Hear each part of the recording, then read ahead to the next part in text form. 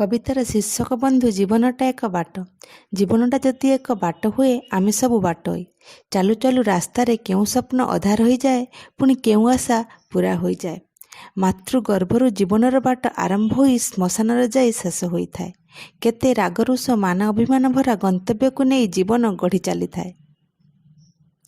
केबे तो परकु आपनार करने पड़ी थाए, पुणी केबे चिन्हा मुह अचिन्हा पलटि जाए। समय श्रुतरे अविराम गति जीवन बही चली थाए।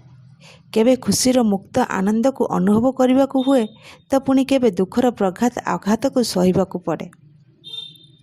जीवनटा एक संघर्षपूर्ण विरामहीन स्रोत, पुणी केबे हस विषादर सम्मिश्रण सत।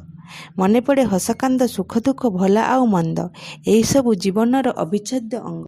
आशा अच्छी फ्रेंड आपण मानकु मोर ए निज हाथ लेखा कविता पसंद आसीथिबो। जदि आपनकु पसंद आसिला ताले वीडियोटा को गोटे लाइक दे देबे, आउ आम चैनल को सब्सक्राइब कर देबे। धन्यवाद।